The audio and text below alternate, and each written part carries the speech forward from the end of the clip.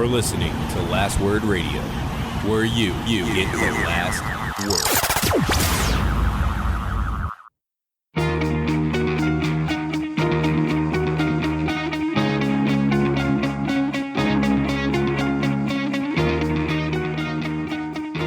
Welcome to the Fourth Line Podcast, part of the Alberta Podcast Network, powered by ATB. This is February the 17th, 2020. With you today is myself, Carl, and Stevie Nick. Happy Family Day, Carl. Happy Family Day to you. Another holiday, another long weekend rolling around. It's true. It's my birthday this weekend, so it's always nice to have a little extra time off. Happy birthday, Carl. Thank you. Yeah. You got a lot of hockey news for your birthday. It was a jam-packed week. We have, two suspensions to talk about. Someone got fired. Some people got traded. We're going to put some teams in the Elimination Station. But first I wanted to touch on this, Nick. And I guess it's kind of a little bit related to like all the coaches that have been fired this year. Because there have been a lot. Yeah. Do you think that like over this last stretch of like few years that like coaching approaches have changed in the game? Would you say agree, disagree? I would agree with that. So would you say that being away from the coaching game for 25 years is a bad thing? It depends on what you did in the meantime. I'm kind of scratching my head over here trying to figure out who you're talking about. Okay, so what I'm talking about is Coach Gordon Bombay. He's returning to behind the bench in Mighty Ducks the series, Nick. Disney Plus giving us what we've been asking for the last quarter century. So, because he was not coach of the Mighty Ducks in D3. So it has not been since the U.S. defeated Iceland that Coach Bombay has actually been coaching. And I assume that he has been still working at the Goodwill Games like he was in D3. I assume that's what he's been doing this entire time. He's just still there. And now he's back, stepping behind the bench. It's exciting times, Nick. It's so exciting. I'm going to watch this series. Especially since they got Bombay back, because you know what that means? There are cameos coming. There's going to be a lot. Looking back, and, I kind of just pulled up like some Wikipedia and IMDb pages for the original movies. And even like D2, D3 were jam-packed with cameos. Oh, yeah. They were good movies. And they probably still stand up. It's been a while since I've watched them, but I have very clear memories. So you say that they're very good movies. Rotten Tomatoes disagrees. And that's probably why it took them from 1996 to 2021 for them to actually come out with a new one. D3 received a 20% on Rotten Tomatoes. Is that bad? I think so, yeah. In fairness, D3 was the worst of the trilogy. Absolutely. That is why it wasn't a quadrilogy. Is that what you call it? A quadrilogy? Yeah. It sounds right. I say we roll with it. Don't even Google it. Let's just use it.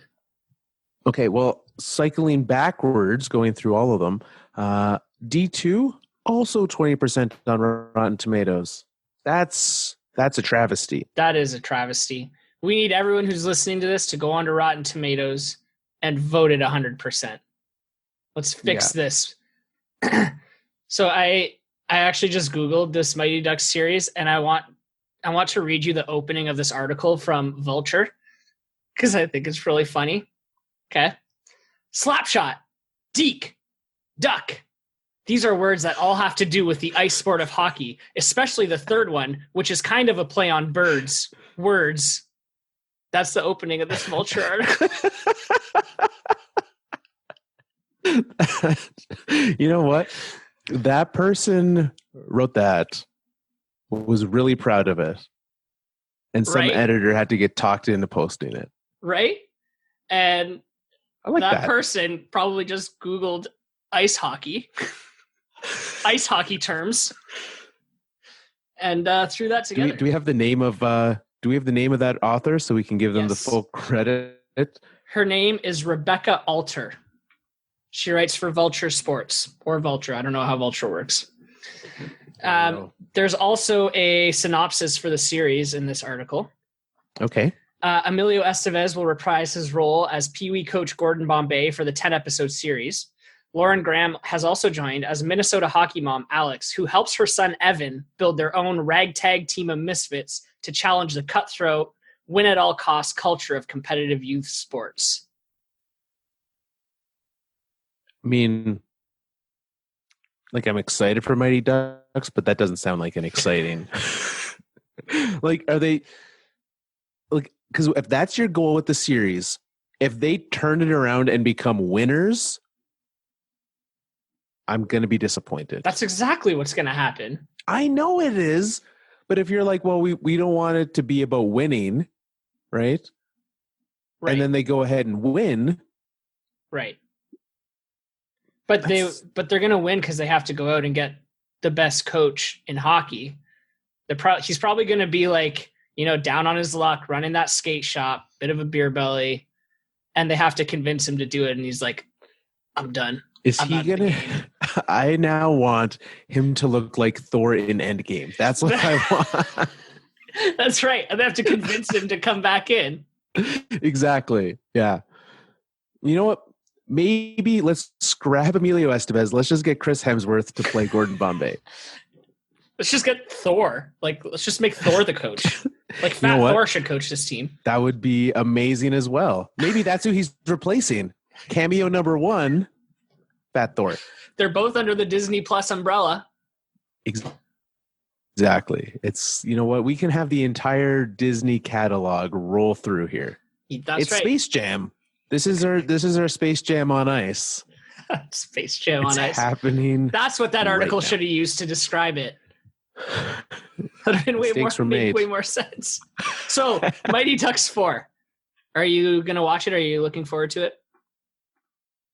Yeah, I mean, I was more looking forward to it before you read the synopsis, but I will certainly watch it. We'll probably, depending on what time of the year, if they release this in the summer, I think we're doing a 10-episode podcast series to go alongside it. Absolutely. The Fourth Line podcast is the Mighty Ducks rewatch podcast. Yeah, exactly. We'll, follow along.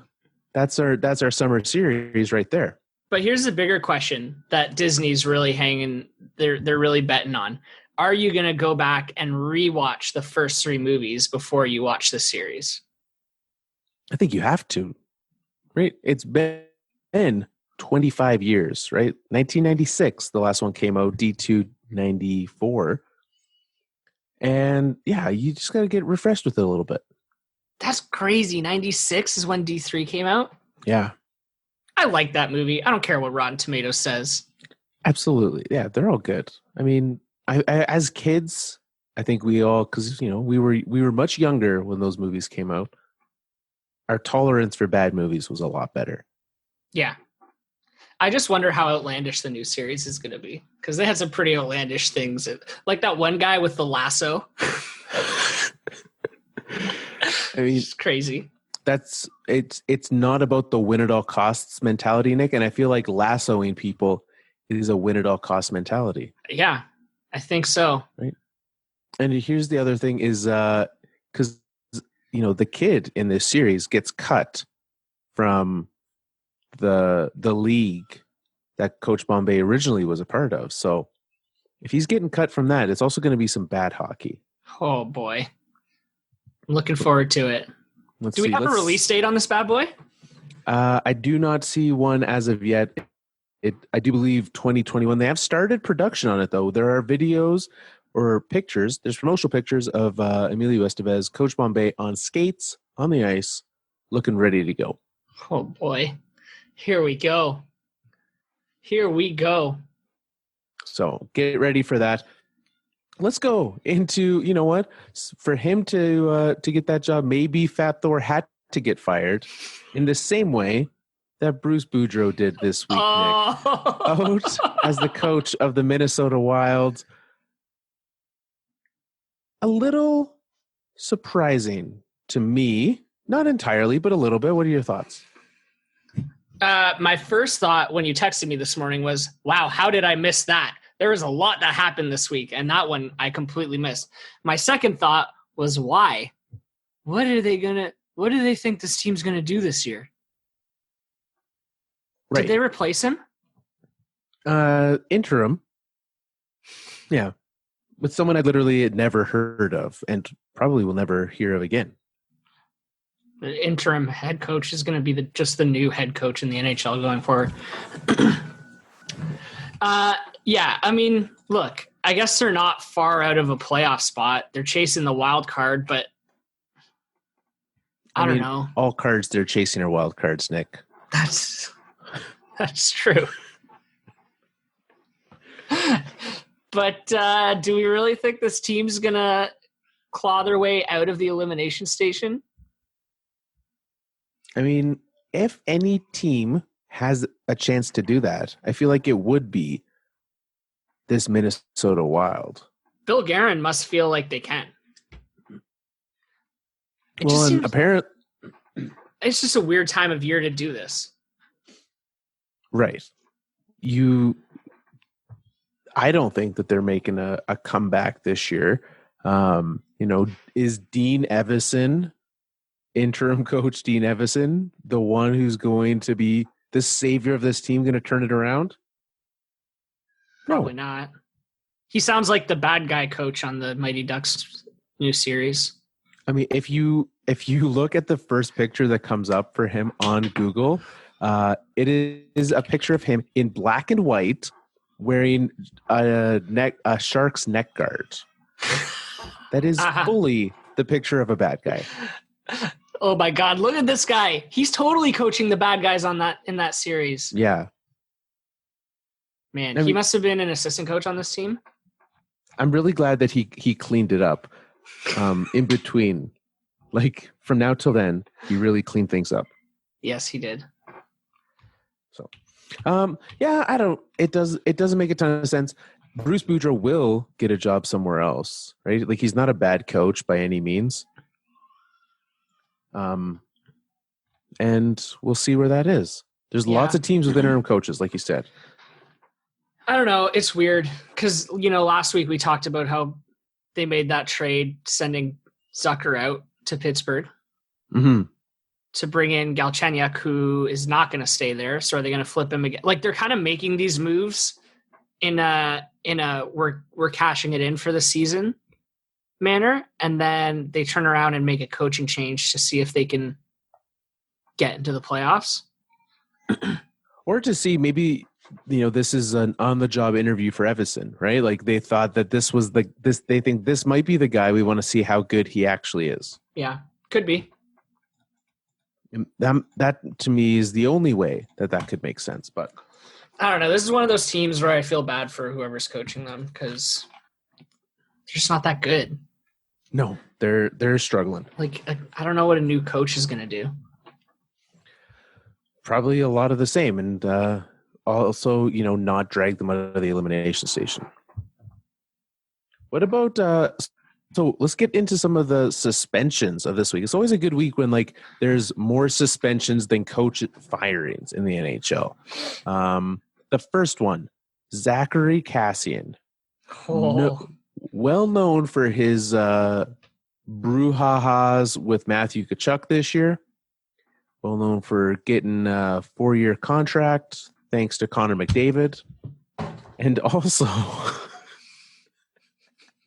also now known for kicking someone in the chest, Nick. Yeah, that was pretty bad.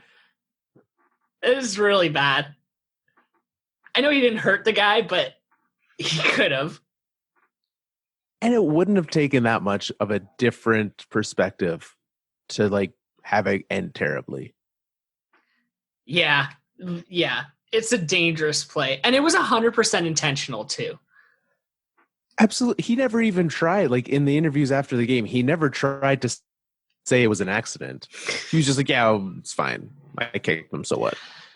You can't kick guys when you have sharp pieces of metal on your feet.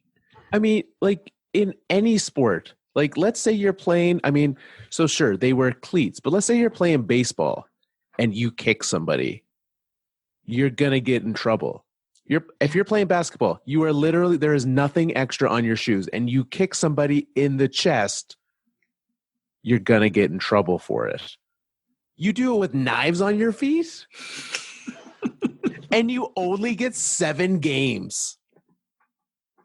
That's pretty bad. I thought the suspension was low. Yeah. That's so if you didn't see it, both of them were lying on the ice. And he kicks her neck in the chest, but like very easily could have missed, hit him in the face, hit him in the neck. Like it was not out of the realm of possibility. It's not like he's like, I've been kicking people from a lying down position my entire life. I'm an expert. I know where I'm going. No, he was just reckless and got lucky. So, I don't know. 7 games to me, not nearly enough, especially for Mr. Repeat Offender here, 2 months after he just got off his last suspension. Yeah. Come on. And a week and a half of that was All-Star break and buys. Like he's played 6 games since that happened? Managed to get a contract signed during it. Like it feels like this is all made up. It feels like we're all getting trolled by the Edmonton Oilers and Zack Kassian. This is just like classic Edmonton Oilers, though, isn't it? Doesn't it always feel like you're getting trolled by Edmonton?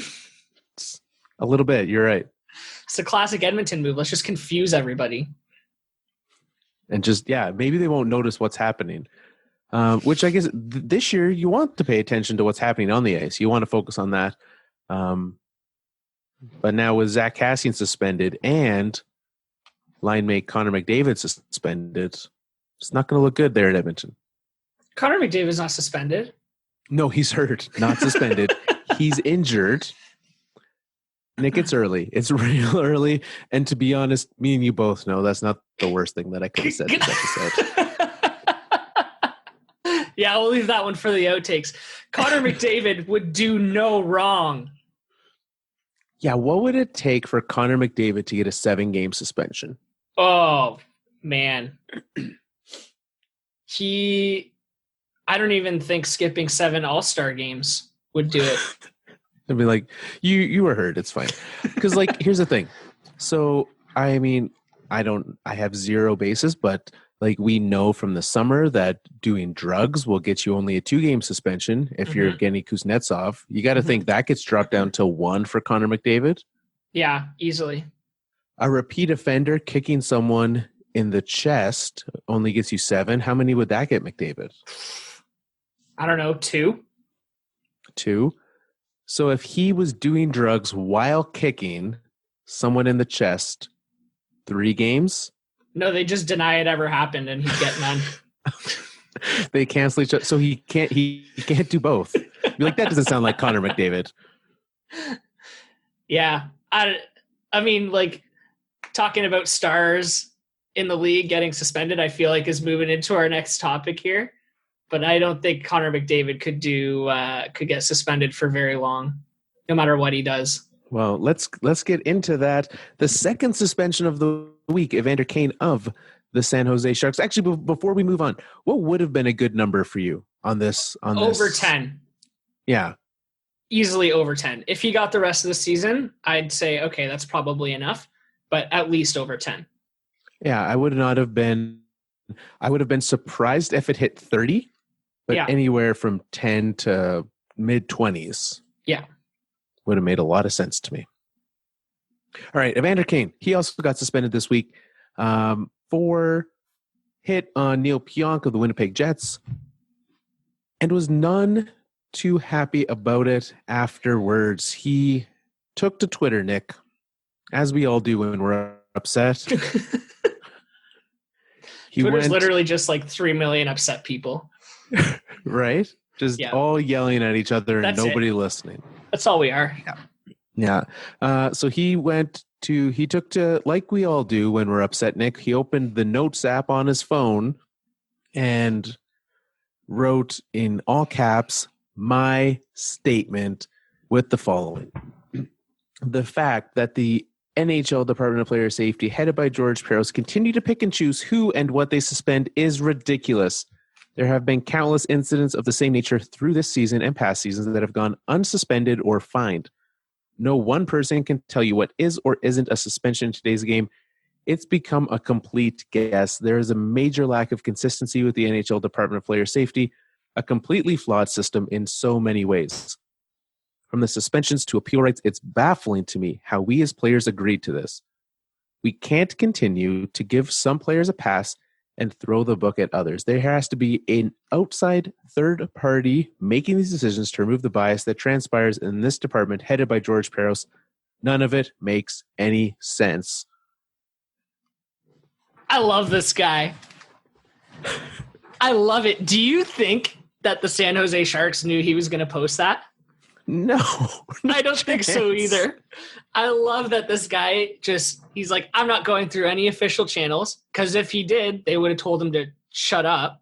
If he had gone to them and been like, I have some things to say, can we host a press conference? No, Evander, you cannot. I love it. This league loves its privacy, and they have a pretty firm PR department that doesn't let a lot get out, and they hate when this stuff happens. Yeah. And he knows it. So he's really giving it to them. He name dropped George Parros twice in that statement. Right. Yeah, while he doesn't like the NHL Department of Player Safety, he specifically doesn't like George Parros. Right? So here's my question for you. The big question. Do you think he's right? Absolutely, he's right. Nick, I'm not sure I'm sure you probably did see the Chara hit on Gallagher this week. Yep. He cross-checked a guy in the neck and was fined $5,000. Yep. Not a suspension, not games, $5,000. Which is like peanuts to Chara. Right. That's how much it takes for him to buy a pair of giant pants. Like, it's ridiculous that went unsuspended where other things do. Yep. The fact that Zack Kassian got 7 games for kicking someone in the chest. Ridiculous. Yep. There's one thing that this league cares about, and it is hits to the head. And the only reason they care about that is because they are getting sued because of it. Yep. Other than that, they could care less about player safety. Yeah, I think they have a pretty strong track record of showing that.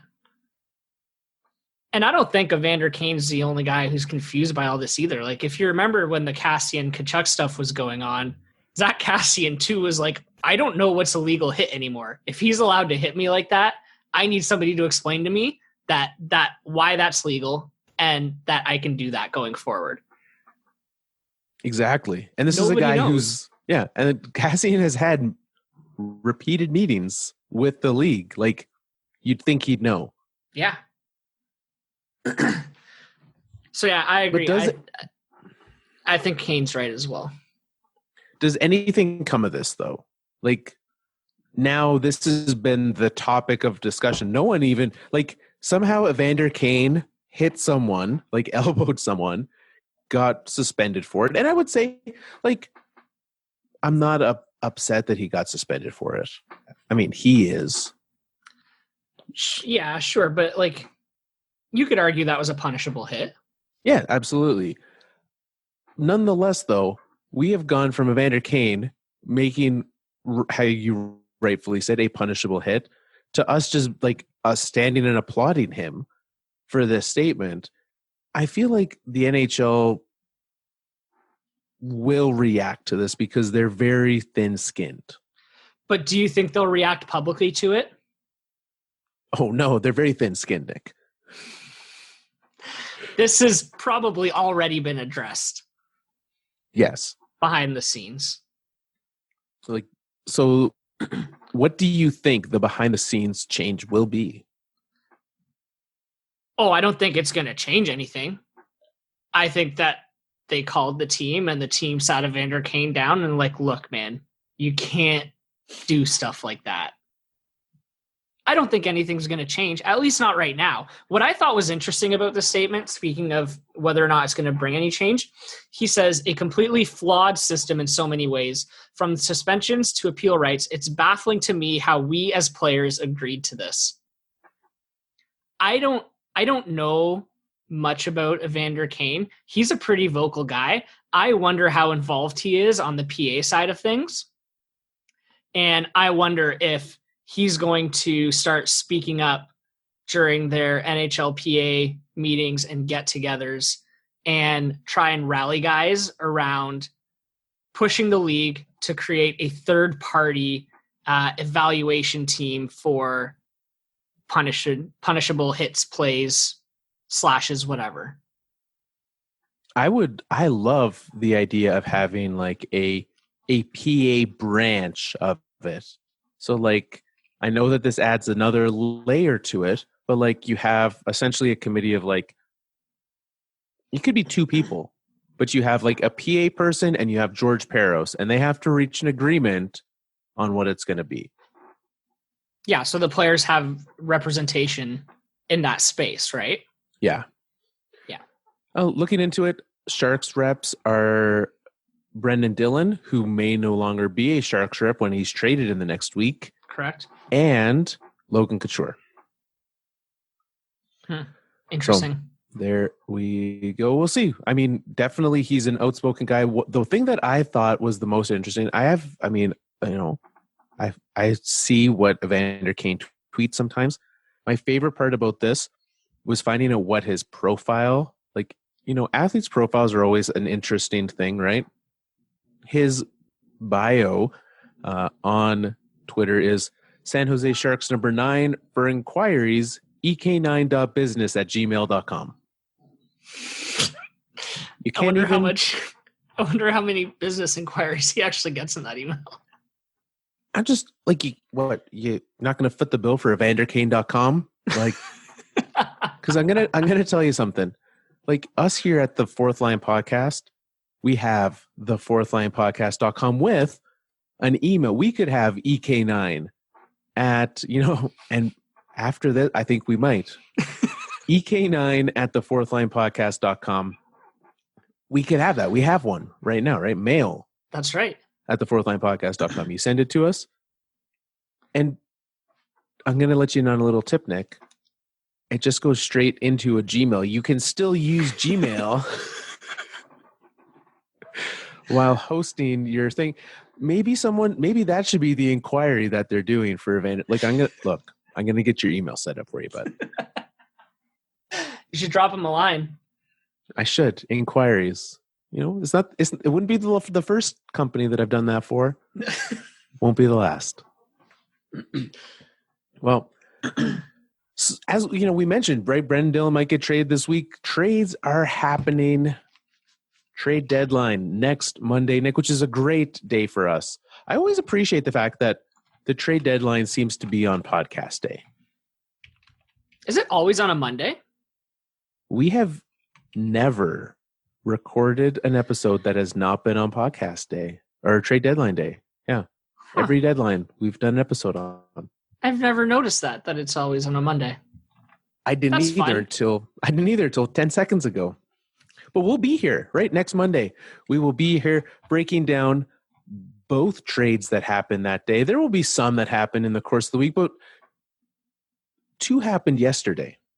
And they're maybe not like super noteworthy for next week's episode, but for this week, I think it brings up something very interesting. We saw Andy Greene got traded to the New York Islanders. So captain of the New Jersey Devils off to the island for a second-round pick and David Quenneville. And then the big one, Blake Coleman, traded to Tampa for Vancouver's first-round pick and Nolan Foote. Those seem like some pretty high prices for me. I was shocked by that Blake Coleman trade. I couldn't believe that that's your price. For a what? middle six winger, at least on this Tampa Bay team. Absolutely. Probably right? closer to the bottom than the middle. Yeah, he can slot in on your second line. You're not going to, though. Yeah, you don't need to. Well, and so there was significant strong rumors happening before he went to Tampa. About 2 hours before, there was talk that he was going to Colorado. At which point, and then I saw that the rumors that it was going to cost a first. And without even including Nolan Foote in this or whatever other prospect, I was like, I'm not sure I want to be trading a first. I mean, I was more okay with it because this isn't a full rental. He is under contract for next year as well. So with that said, I was okay with the first. I wasn't thrilled with it, but I was okay with it. But on this Tampa team, to also include Nolan Foote, who's a pretty good prospect. Yeah, that's the one that tips it over the edge for me. Is for, like you said, I mean, he's a very cheap player, right? He's good. He's going to be a free agent at the end of next season. This could be a pricey deadline for teams. Yeah. We were talking about Kyle Connor last week. Like, what do you think the price on him is now? Right. Yeah. Right? Like, even I'm trying to think of who else is on TSN's board. I know they had Athanasiou from the Red Wings. Like, his price just went up. So I just can't believe Tampa paid that price. Especially because, like, they've been playing so well. Like, you don't need to add, but yeah, right? You did. So, I don't know. I was shocked when I saw that, what that cost them to bring in Blake Coleman. I am. I mean, obviously for next year, this is a team that is continually cash strapped. So to be able to have someone of the level of Blake Coleman, because although he, you describe him as a middle six winger, like a good middle six winger. Sure. Absolutely. They have lots of those. I guess he's a good price for them though. A great price. And that's the biggest thing, right? You're paying $1.8 million for a guy who's going to be in your lineup. That's a win.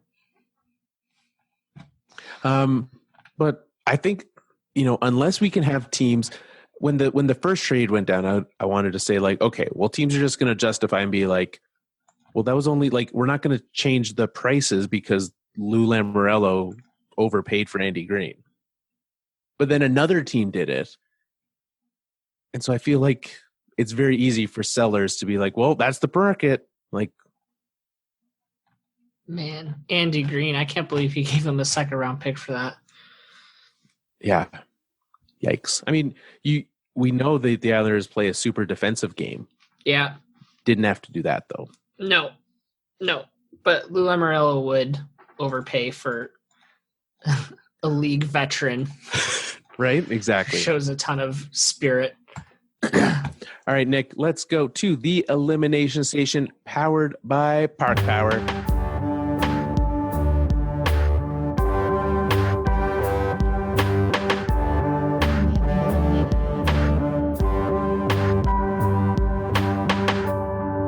Elimination Station.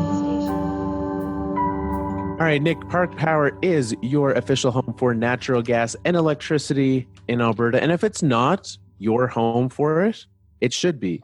Because Park Power is a fantastic place. If you head there, you get to, well, first in Alberta, you get to pick where you get your energy from. So don't let anyone tell you otherwise. Park Power has low overhead, and you're likely to save money if you switch. So find out how much it is by going to parkpower.ca. Put your numbers into the old Park Power number calculator thing that they got there.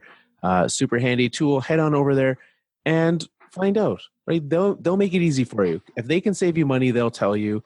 They probably will, and you should switch. So head on over parkpower.ca. They've powered the Elimination Station. We've got it powered up, and we are going to tell you who we've already eliminated.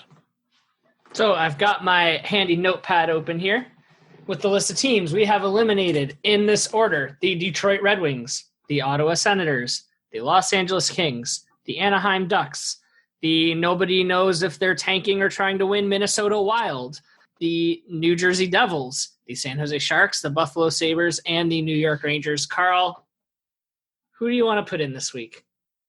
All right, Nick. Here's the team that I want to put in. I'm going to do a Nick-esque dive into their performance. Let's do it. This team has played 61 games, the most in the National Hockey League. This team. That's all I needed. Like, sold. They've played those games. They have given up 4 more goals than they have scored. Not a good sign. They have lost 4 games in a row. 2 of those at home. They have not won a game in regulation since February 1st. I present to you the Canadiens of Montreal. Woo! Allons-y, boys. Let's do it. Finally. That last stat to me is what really sold it for me. You haven't won? You've won 1 game in regulation this month? Come on. It's not good. It's not good. And I caught the tail end of that game Saturday night, and whoa, that overtime goal, not just because we're talking about this, that overtime goal by Tyler Seguin was beautiful. Oh, we all know you have a Seguin-related bias, though. Like, it's not a close. I do. And after that goal happened, I think it was Brendan Gallagher who lost it on the refs. And in that moment, you could see the panic on this team that this is their season slipping away. They know it. Well, and that's the thing, is that you have this team feeling like, and because it's true, that every game is a must-win. And they haven't won in 4 games. Right. You've lost 4 in a row. I mean, granted, they got a point out of that game, but that's not what you need when you've got the rest of your division, right? And you're not even really facing against the Pacific Division. Right now, those 2 wildcard spots, which are what they're fighting for, most likely are held by the Jackets and the Flyers. The Leafs are lower than them, right? They're tied with the Hurricanes that are 1 spot out. So sure, it's wildcard or the Leafs. So you're trying to catch this Leafs team that also not doing super great. No. But you're 8 points behind. You've got 21 games left. And this Leafs team is better than you. Yeah, that's the thing. Like, you look at the point totals required and it's not much, but you're really banking on other teams to lose. And that is not a position that you want to be in at this point of the season. No, it's not at all. Especially when you're constantly losing games against teams in your conference. Yeah. Well, and they don't have many games against there's 1 game left between Toronto and Montreal this year, and it is the last game of the season. So if that's the team, if you just say even they need to catch the Leafs, well, there's no 4-point games for you this year. No. It's all just every time you play, the Leafs are also going to play. And they've already shown that they're better than you so far this year. So absolutely. So now that Welcome we know to the Elimination Station, Montreal Canadiens. You finally did it. I was incredibly. I did it. Thank you for giving me credit for that. You're welcome. What I was impressed is because I didn't tell you ahead of time who I wanted to eliminate. I just told you I've got a case. Yes. I was incredibly impressed by your French skills. Oh, I'm fully fluent in French. Are you actually? Yeah, I went to full French school from kindergarten to grade 12. Wow. Yeah. You know, I try to tell people that I can speak French. I can't. So what you're telling me is that we could have been doing this show in French all along? Well, we could have, but you just admitted that you don't speak French. Like a little bit. I think it could be a good learning experience. Look, if there's an NHL lockout in a couple of years, we're going to have to get creative with what we're doing with this show, Nick. And making it like a French tutorial / hockey show, I think is the best way for us to do that. Aside from just watching the Mighty Ducks movies. Learning French through hockey. Yeah. Not a bad way to go about it. No, we'll just write it down for summer content. We'll just put on the French streams and I'll ask you questions. It's great. I love it. All right. So our goal with the Elimination Station, now that they're gone, now that they're out, how do we fix this team? What would be your number one job? If you were in charge of this team, what'd you do? Oh man, this is a tough one because they're locked into their goalie situation. So there's no changes coming there. They've gotten some luck at the draft lottery. So they've got some pretty good prospects that they're sitting on. They've made a couple interesting trades, like bringing in Nick Suzuki, for example, and Tomas Tatar. I find them to be a very average team. So how do you fix it? I think you need to inject them with some next level talent. The step up from what they have now. Would you say that going out and getting like I don't know, like maybe like a Max Pacioretty level player would be what you would need for this team? I think it would certainly help. Don't you? Yeah, absolutely. That's one thing. I think the first thing I would do with this team is fire Marc Bergevin.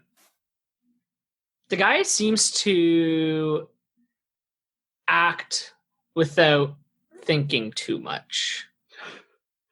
Like he makes all his decisions with the magic 8 ball. Yeah, he loves to trade, eh?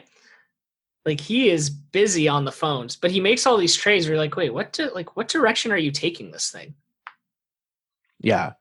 It's like every season there's multiple editions of the Montreal Canadiens. Yeah. But I mean, they have tried, like you said, with bringing in star talent, right? They tried to get Sebastian Aho this year. Yeah. Didn't work. They're getting creative. Which is good. You love to see it. That's how Marc Bergevin's kept his job all this time. Right?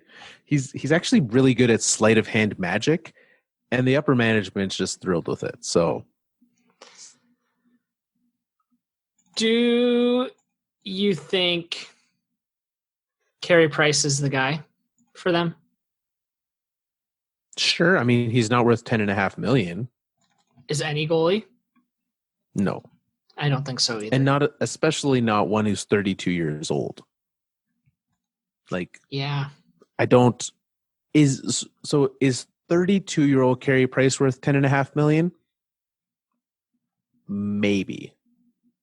But the fact that you're not paying 32-year-old Carey Price $10.5 million, you're also paying 40-year-old Carey Price. It's not. That's a lot. They went a little crazy with that one. And you currently have Shea Weber, who is injured. I did see he is at practice today. Yeah, the injury's not as bad as they originally thought it would be. Which has brought about one of my favorite numbers of all time, Nick. What's that? So if this was actually one of the last of the front-loaded deals, right? Right. And we saw Roberto Luongo retired as a member of the Florida Panthers this year, giving the Vancouver Canucks a very large cap hit for them to have to pay up. Yeah. If, as was reported earlier this week, Shea Weber's career was done, that this injury was so bad, which really speaks to me how poor either A, the medical staff is, or B, the reporting was, is that he went from injured to might retire to back to practice all within a week. But if he were to retire before his final season, the cap hit that the Nashville Predators would have on their books is $24 million. That's fantastic. That's fantastic. It's like salt in the wound because they're not the top of the league anymore. No, and I mean, like his contract doesn't end until 25, 26. So in 5 years from now, if he retires, that's what the Predators have on their books. And the league didn't do anything for the Canucks to help them with this situation. There's no precedent for it. But you've got to think that they would find a way. How much are the Canucks stuck with again? It's in the realm of I want to say 7. Let's find out. I could be wrong. 7 is nothing compared to Roberto Luongo's 3. 3. It's 3. That's not 7 at all. But 24 is a lot more than 7. 24 is a lot, especially when next season they only have $11 million in projected cap space. Well, here's the thing. The difference between the cap floor and the cap ceiling is only $21 million at present. So you would literally have to be like a below floor team to fit in that extra 24 million. And just for 1 year. After that, they're going on a crazy shopping spree. What's stopping them? What's stopping anyone from just putting him on the LTIR? He might get allergic to his equipment. But what's stopping him from retiring? Being a nice guy. Right? Roberto Luongo does what he wants. Yeah. Not so nice of a guy.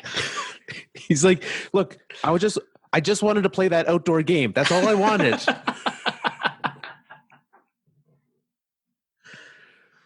All Torres' fault. And yeah, right. Torres owes Vancouver $3 million in cap space a year.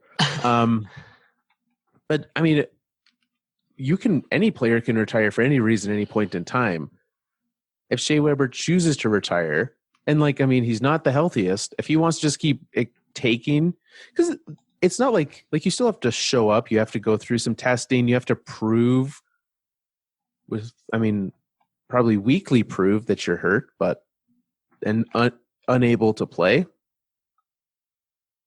or just retire. Yeah. I mean, he's already 34 years old. Oh yeah. He's no spring chicken. But no, I really like that expression. I don't know why. The thing is, though, the guy can still play in the NHL. He was having a very good season, especially for 34-year-old Shea Weber. He's still one of the best players on this team. Yeah. So I don't see him retiring this year. I don't see him retire. If it's up to him, I could see him continuing to play. If he gets hurt, that's another story. Right. If he gets hurt, he's literally at practice today. Yeah. So we will see. Ilya Kovalchuk, do they re-sign him? Do they trade him? Both? Neither. So he just keeps. Do you think there's a market out there for Kovalchuk? Yes. You do? I mean, there was a market for him to show up in Montreal, right? There was a market for at least one team to take a league minimum chance, and he has been on fire. Yeah, he has been really good for them. If Andy Greene can net you a second-round pick and a prospect, you wouldn't give a third for Kovalchuk? I don't know. I have a hard time wrapping my head around that. Maybe a third, fourth round pick. At that point in the draft, you're getting into crapshoot territory anyways. Yeah.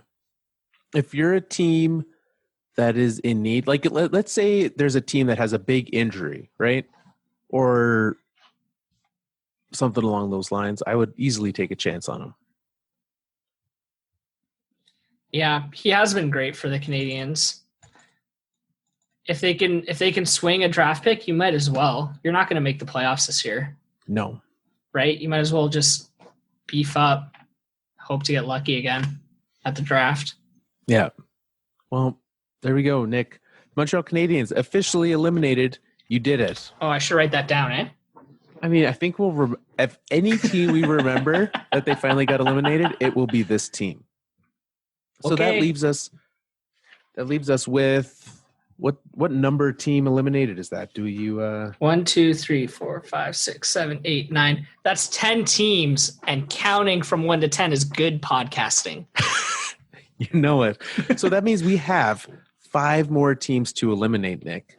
Oh, it's getting it's gonna get interesting the next few weeks. Now, I would say this is when it gets interesting because, so teams currently out of the playoffs that have not been in the elimination station as of yet. Let's give a little preview of that list.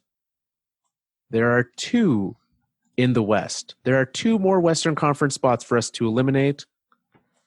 No, we haven't done them yet. 3 Western Conference spots left to eliminate. That's why we write these down, Nick. That's right. Because to me, somehow the Chicago Blackhawks not yet eliminated. Really? Yeah. No, you're right. I have a memory of doing the Chicago Blackhawks. Yeah. They are currently 6 points back, not yet eliminated. Okay. Winnipeg Jets, Nashville Predators are the other 2 teams currently out, not yet eliminated. They're both 1 point back of the Coyotes and Flames. Heading to the East, there are also now there's 2 teams in the East that we have not eliminated yet who are currently out of a playoff spot. The Florida Panthers are currently 5 back. The Carolina Hurricanes are currently 1 point back. So there's a chance that we just eliminate those 5 teams. But I would think there's probably going to be some sort of movement in and out, and we'll have to decide before the playoffs. Because, I think we can agree, at least to me, for next week, it's probably Panthers or Blackhawks. Yeah, probably more one than the other. Probably the one that we both thought we'd already eliminated. Yeah, probably. But the Blackhawks have been playing well as of late. Yeah, they have. Did they win last night? Who did they play played last the Jets last night. I don't recall the score. I know Saturday they beat the Flames 8-4. They handily beat the Flames. They lost 3-2 to the Jets last night. Okay. It was for them. Yeah, I mean, that's the thing. I would right now, I'd put the Flames in the elimination station before some of those teams that we just listed. Yeah. So, do we do the rare eliminate a team that's in a playoff spot? It might have to happen. That's the juicy stuff, Carl. We're getting there, Nick. That's where the drama is. We are getting there. And that is why we started the elimination station 2 weeks early this year. That's right. I love it. Well, we will get to all of that next week. Thank you to Park Power for powering the elimination station. Let's pick some must-watch games of the week, Nick, because last week we talked about it. There's some great games, and there were. One of the ones we picked actually was I didn't get a chance to watch the game because I was out at the aforementioned birthday activities. And so, but man, the logistical nightmare that was the Avalanche's Stadium Series. Oh, I read about that. People were mad. I mean, I do not wish to be overly flippant because, I don't know if you saw, someone passed away. Someone fell off. Yeah, I did see that. And so, very unfortunate. Obviously, don't want that. But the fact that you hold an event that people cannot get into until the event is 2/3 of the way done because you've done such a bad job running outside of the game, unreal. It's pretty bad. And as we know, this is just a pure money grab for the league. It's to put on a fun time for fans locally, and you couldn't even do that. The one goal for this thing, you couldn't even do. Yeah, it's pretty bad. Ridiculous. So anyways, no more outdoor games this year, thank goodness. However, we've got lots of other games, Nick. And since, you know what? Let's pick some Monday games. I think we picked Monday games last week, but didn't realize we would be recording this show before noon. So people can still have a say. Oh, turns out there's a game this afternoon in Calgary. There you go. There you go. I love the afternoon games on the holiday. I will be watching, instead of that, the rain-delayed Daytona 500 this afternoon at the same start time as that Flames game. So, all right. And then later you're probably going to be watching Tampa, Colorado. I mean, maybe that might be why people thought Blake Coleman is going to Colorado, because they just saw the plane ticket with his name on it that said Denver, but he was actually flying to go see Tampa. Maybe. It makes sense. I think you just figured it out, Carl. You know what? I'm pretty good at this job. Some hard-hitting reporting right there. Yeah, that's a great game that's happening tonight. Washington, Vegas. It's actually, all these games are starting real early today. Does America, do you have a holiday? He says. Yeah, I think it's President's Day. Okay. Well. Happy President's Day. Happy America. President's Day. Celebrate your presidents, or don't. Just enjoy a day off. Tomorrow, lots of good games. Really? I mean, we've got the Columbus Blue Jackets, Philadelphia Flyers fighting for a wild card spot. So that's the battle of the wild card for sure. I think like the game to watch is Toronto-Pittsburgh. I mean, yes, those are the two games. Outside, the rest of the games, not that great. Those are the games you should be watching. There's an Elimination Station battle, Carolina versus Nashville for next week. That's true. I thought when you said Elimination Station battle, I thought you meant Canadiens Red Wings. No, there's a few like actual Elimination Station battles. It's true. Yeah. I think either of those games, right? Jackets, Flyers, Penguins, Leafs, and then tune in later. Watch the end of Kane's Preds. That sounds great. There you go. It's a good night of hockey. Wednesday night, I'm going to try to not mess up a single date or day of the week as we go through this. Okay. I don't think I've ever done it, Nick. I don't think so either. I mean, there are games that have playoff implications, but none as directly as Tuesday. Anything stand out to you? I would go Arizona, Dallas, I think. Yeah, those are two current playoff teams. Yeah. And Arizona's struggling mightily as of late. Yep. I would eliminate them right now ahead of the Flames. And that's saying something. Every time a new team comes up, you keep saying you'd eliminate them in front of the last one. Yeah, I'm fairly certain I've already eliminated 4 teams this episode. I've eliminated all the ones in the West. There's just one team left in the East for me to do, and we'll see what happens when we get to the rest of these games. All right. Thursday, we have the rematch. Oh, that was a close one, wasn't it? Thursday, Pens Leafs, the second half of the home and home. Yep. If you watched that one, redo it on Thursday. And if you watch Flyers Jackets, you could rewatch that home and home that night too. Tampa, Vegas. Also a good game. Also a good game. Okay. Friday.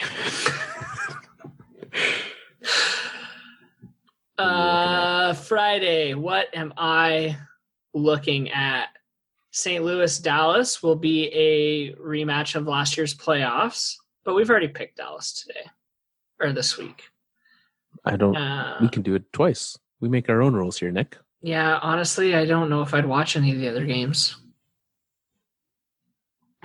No, I mean, we can watch the Oilers and the Wild if we want to see how the new coach is doing. Yeah, and at that point, they'll have traded away any other players for their maybe tank, but maybe not. I don't know. Who knows? Saturday, big game, final Saturday before the trade deadline. Lots of games there. Full slate of games on Saturday. Should we do an afternoon and an evening one? Let's do it. Let's do it. I'd probably go Winnipeg, Philadelphia for the afternoon game. Afternoon game, yeah, that's what I'm going with as well. For the evening, I mean, Leafs, Canes, they're currently separated by 1 point in the playoff race. If the Florida Panthers or Montreal Canadiens happen to catch the Leafs, they will be needing that wild card spot. Yeah. Also, Boston, Vancouver. There's not a lot of players left from the hated games that they played, but we'll find out. Yeah. Any game where you have Brad Marchand and Zdeno Chara who's just going to cross-check people in the neck, anything is possible. Let's do it. And Sunday, final day before the deadline. What are you thinking? Crosby versus Ovechkin. Always a classic. Yeah, a nice and early game. Nice and early at noon, Eastern time. And then probably, I don't know, Edmonton, LA. Edmonton, LA, that could be a good one. There's a lot of playoff teams versus non-playoff teams. So nothing too interesting there. And then Monday is the trade deadline. There's only one game that night, the Ottawa Senators and the Columbus Blue Jackets. I always find it weird that they're like, look, it's the trade deadline. We're going to give everyone the night off except you two. Yeah, right? Like, we're not going to have a heavy schedule, but someone has to play, and it's you. I would think it's more stressful for the players to be off that day, to not have something to take your mind off the fact that you might get traded today. Yeah.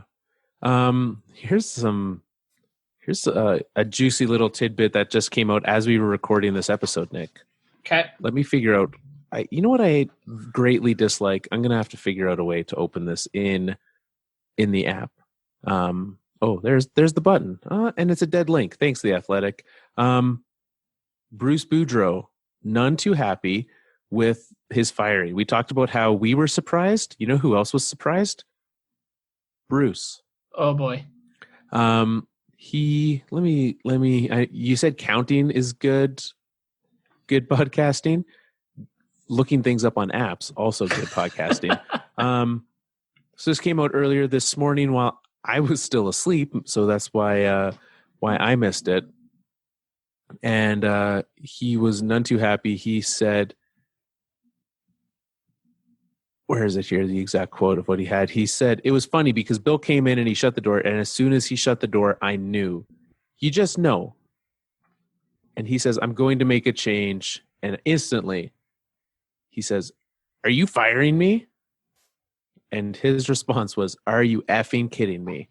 I like that he pulls no punches. I mean, when you're getting fired, who cares? Yeah, absolutely. They were, I guess the players were there. So he went down and he said, boys, it's been fun working with you. I've been fired. Knowing Boudreau, though, he dropped a couple more F-bombs in there. Yeah, he probably used a little more colorful language. So yeah, it's, you know what? This is the time of the year. Someone is going to find out when TSN calls them on trade deadline that they've been traded. That's how it's going to work. Yeah. And so get ready for surprises. You never know what's going to happen. And it'll be fun. We'll be here for you on trade deadline day. So tune in next Monday night to find out our reactions of everything that's happened. And if anything else happens this week, we will probably not really cover it. So there's going to be probably a healthy amount of trades. Just trades. And you and I are going to trade opinions about them. Hey-o. Let's remind everyone, the Alberta Podcast Network is proudly supported by Seat Giant. And what I love about this partnership is that as sports fans, as music fans, as event goers, Nick, we can save 5% by going to Seat Giant on our secondary ticket market and save 5%. So if you are heading out soon and you're thinking, I'm going to go to some other ticket website, don't. And go to Seat Giant instead and save 5%. You will not regret it. Head on over there and thank you very much. Use promo code APN to save 5%. I'm pretty sure I didn't say that in the rest of it and almost finished talking about it without telling you how to save 5%. Use promo code APN and save 5%. There you go. What you should also do is go to thefourthlinepodcast.com to find more about this show, to find us on Spotify, iTunes, wherever you want to listen to us. We are there for you. Head on over there. You can also find some great articles on the website this week. So head on over there and join the work that the great team there is doing. Nick, until next week, thank you very much. We'll see you on Trade Deadline Day. It's time for us to wrap up another Fourth Line show. I know what you're thinking. You don't want us to go. Coach Bombay is again a mighty duck, but Bruce Boudreau probably doesn't give a fuck.